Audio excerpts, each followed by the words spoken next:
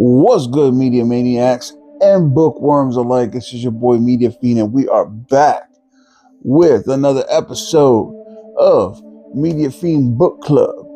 And in this episode, we're going to dive into something a little crazy, okay? So, as y'all know, in the last episode, I let y'all know I was reading a little book that inspired two series of movies, not just a United States series, but also a Japanese series of movies about a certain videotape that kills after you watch it in 7 days. And yeah, but before we get into that, I just want to give you all that little disclaimer that, you know, your boy Media Fiend, when he gets to talking about books and video games, movies and stuff, he gets a little excited.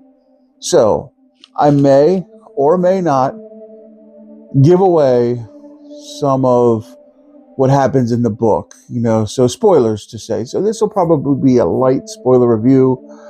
So just keep in mind, if you are watching this, you haven't read the book yet, and you want to read the book before you hear the review, kind of like pause this, go read the book, and then come back. But everything beyond this point of what I'm about to tell you is kind of on you if I spoil it. I'm going to do my best not to. I'm going to do my best to kind of make it as light spoiler as possible, if, you know, no spoilers, but there probably will be some. So I just want to let y'all know that now. So without further ado, let's just dive into the review. And as I said, we're going to be talking this week about Ring by Koji Suzuki. This book is translated by Robert B. Romer and Glenn Wally, and this is the Barnes & Noble exclusive. And I think the difference between this and the regular, the Barnes & Noble exclusive and like the regular book that you can buy like off of Amazon and stuff is it comes with, like, you know, at the back of the book, it comes with kind of like, you know, advertisements for the next books and other books that authors wrote. And it also comes with the original Japanese art cover, or the first print of what the cover of the book was, the very first cover of the book. So that was what this was when it first came out. So anyways, I think that's what, because it says Barnes & Noble exclusive includes special content. I think that's what the special content is, just posters and stuff. But anyways, let's just get into the book. Okay, so the book starts off kind of like the movie does. It's this girl, but in the book, okay, before I dive too deep into the review, the book is very different from the movie. How they got what they got from the book to go into the movie, I don't know, because there was a lot of character switching. There was a lot of character swapping. It was different. Necessarily in a bad way, no, but I'll get to that later. So the book starts off, girl by herself. She's in her house. You know, she's studying. Summer's over, and, you know, she's trying to study to get into a college. And throughout this whole sequence, she's starting to feel something that's not right. She's starting to feel as if something is behind her, like a dark force is like kind of like breathing down her neck. Like she just feels eerie and uncomfortable in her own home. And she's in her kitchen, and she really feels it running rampant, almost like, if I turn around, something's going to get me. And then they cut it. And then you find out later, she died. So whatever this force was, she died. Okay. And then the next scene is this kid on a motorcycle next to a cab driver. This is what I'm saying. This is weird. And he's sitting there and he's looking at this girl walking down the street, and he starts just convulsing and all this other stuff. And he falls over and he dies. And then later on, 2 kids are found in a car, and they were in the process of, you know what I'm saying, get ready to and they were end up found dead. So it turns out that these four teenagers, I'd say, were staying at this cabin, and they found said tape. But you don't really find out that part of the story until a little bit later, when this guy named Asakawa, he's looking for a story. He's looking for something to get, because he's a reporter. He's looking to kind of like take off, you know what I'm saying? So he's driving home. He, instead of doing his normal route home, he takes this taxi. And of course, this taxi is the taxi cab that pulled next to the kid who died just out of nowhere. And he's telling the story and stuff. And he asked him, well, what did he die of? And all these kids died of the same thing at the same time. Just sudden heart failure. The heart just stops. Okay. So he finds it interesting, and he thinks, you know, is this supernatural or whatever? So he decides to go to, he does a little bit of research and finds out that the girl from the beginning, which is his niece, he's related to this girl, and her three other friends went to this cabin. It kind of like in a movie. They went to this cabin for a night, and they found this tape, and, you know, he's looking, he don't know it's a tape at first, and he thinks it's just some kind of virus that they caught at this cabin. So he goes up and then he sees this tape, and he puts it and he watches it, and he realizes this is the tape that they watch. And the imagery on this tape is so different from the movie. Like, they were, like some of the stuff in this tape was just, it was almost like a fever dream almost. And he watches the tape, gets the phone call, but there's no 7 days, there's no nothing. It's just a phone call with no answer. So right there, I'm kind of like, because, you know, in the movie, it's Sadaku for the Japanese version, or it's Samara in the US version. In this, it's nothing. It's just nothing. It's just a phone ring or whatever. So he contacts a friend of his and makes a copy of this tape and lets his friend watch it.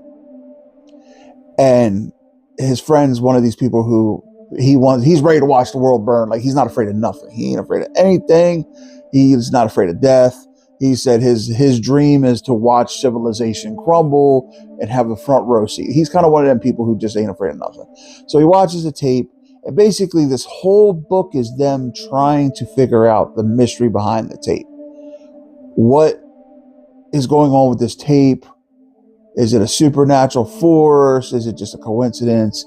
And then about 100 and I want to say 60 pages in, then they start bringing up Sadaku, and then they start letting you know that this tape is related to Sadaku. Basically, the tape is kind of like seeing the world from her eyes. And like, it's just, it takes a while to get going. If you're looking for a slow burn, this is definitely something you'd be interested in. Now, I will say there are points in this that kind of drag. I'm just being honest. They drag. He put the author, while he's very masterful at descriptive writing and building this picture, he's also guilty of throwing in filler to kind of make the story last longer. Because there's some parts in this book where you're just like, what does this have to do with the story? Like, does it really need to be there? Not really. It doesn't affect the main story at all. It's like he almost tried to write a side story. I don't know.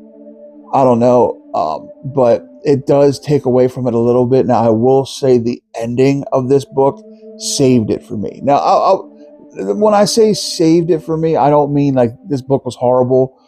I mean, this book was a slow burn. It took a little bit to get going. And like I said, with the fillers and everything, it was kind of going to be a little bit of a lower than usual grade that I normally give books. But the descriptive writing that he wrote at the end of this movie to describe the tape, to describe Sadaku's curse, was just masterful. Like, the way he described the tape is like a virus, and the virus has got to spread.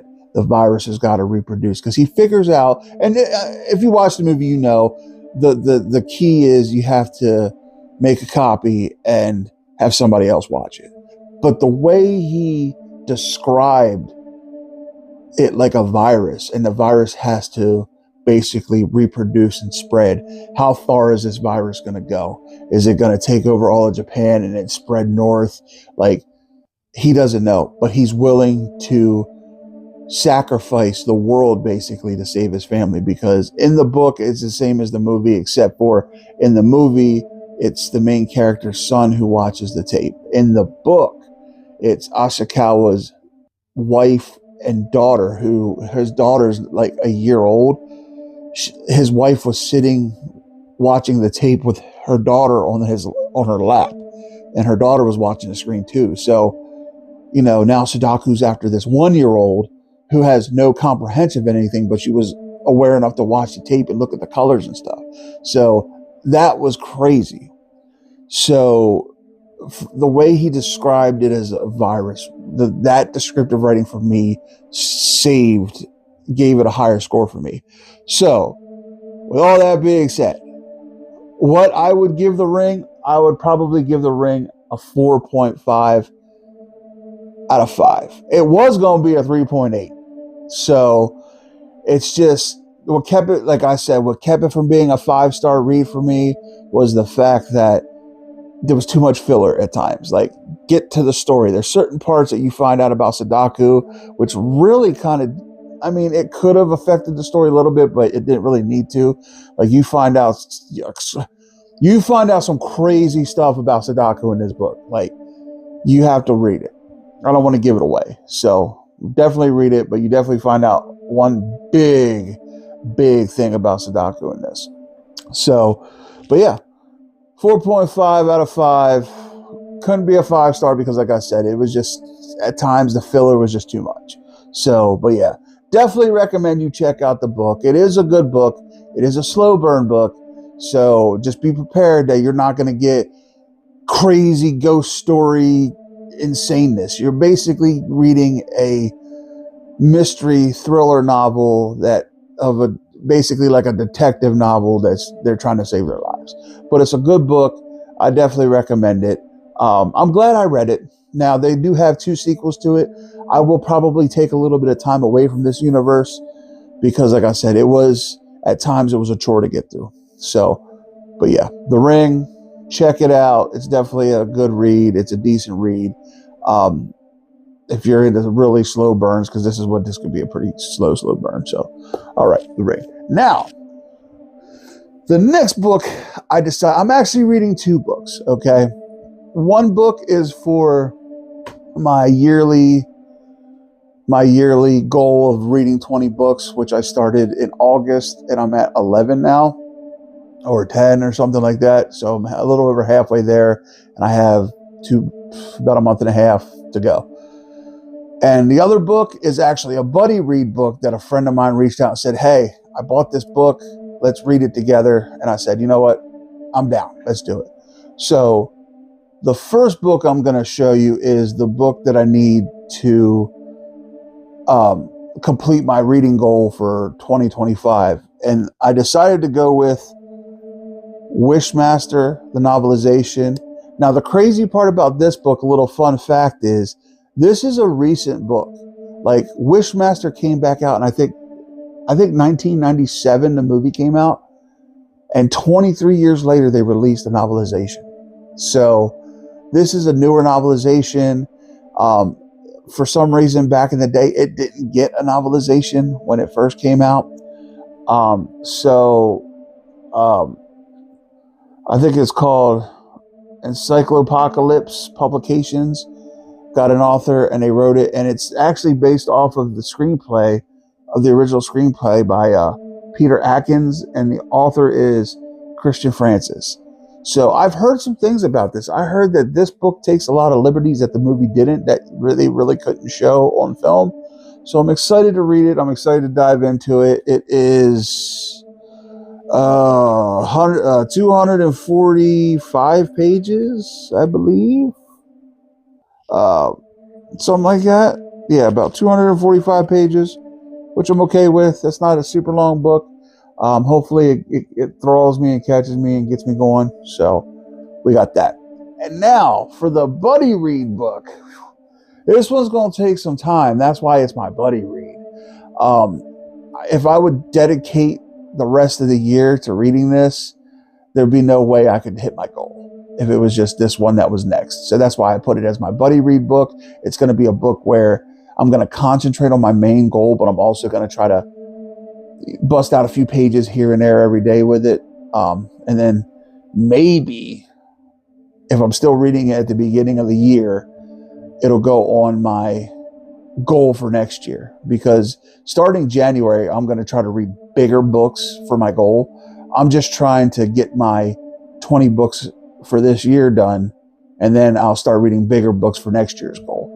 And my buddy read book is it's a short novel called It by Stephen King. Yeah, this thing has 1,100 and some pages, but yeah, I couldn't make this book one of my goal reading books because of it just being so big. I mean, look at that thing. Look at that thing. And I had to bust out a special bookmark for it. I don't know if you guys follow me on social, but I got Pennywise helping me out with this one. But I still got Jason. Jason's my main. Pennywise is just giving me a hand on this side read mission. So, but yeah, me and my buddy are going to read through it. He's a little bit further than me right now because I wanted to get through Ring, and it was hard at times, but yeah, I'm going to buddy read this with a good friend of mine. And like I said, if I'm still reading this by January, this is going to go as part of my goal for next year. So I don't know what I'm going to set my goal at, but I'm going to be starting from square one in January and see how many books I can go through throughout the year. It's going to be significantly higher than 20 though. But yeah, buddy read, we're doing it. So I'm excited to finish this sometime in the future. So, all right then.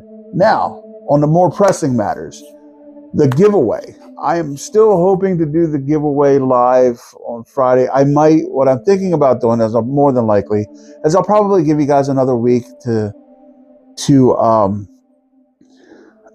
get your entries in. I will leave a description. I will leave a link in the comments or in the description to the video that tells you the rules and stuff. Now, what I will do is I will extend it. You don't have to just leave the comment on that video. If you hit my X link on my page, you can go to my X account and you can leave me a DM on X what your favorite stuff is. To kind of like, if you don't like to do it in public, you know what I mean? So that way you can leave me the comment, you can be entered, and then we'll do the giveaway. But I'm going to extend it another week. So what is it?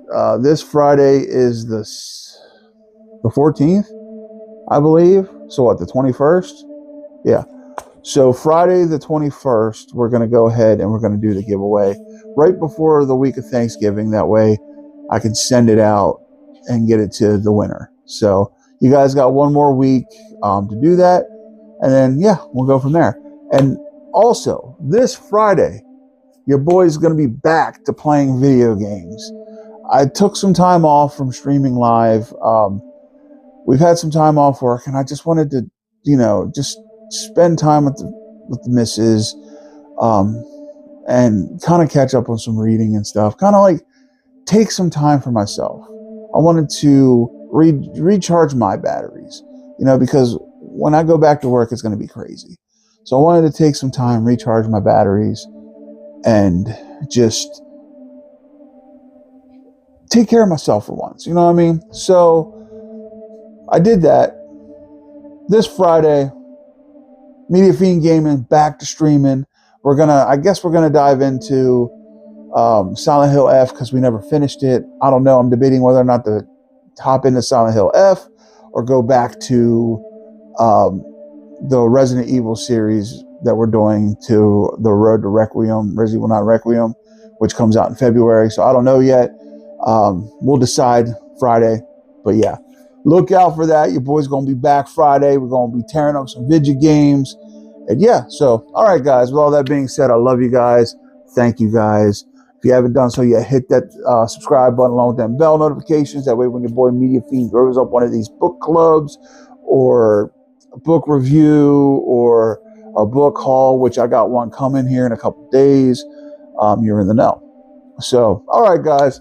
All that being said, I love you guys. Thank you, guys. Until next time, this is your boy Media Fiend saying, as always, until we meet again, be chill and we out. And because the weather's getting cold, get yourself a good book and do some reading. All right, y'all. I love y'all. Peace.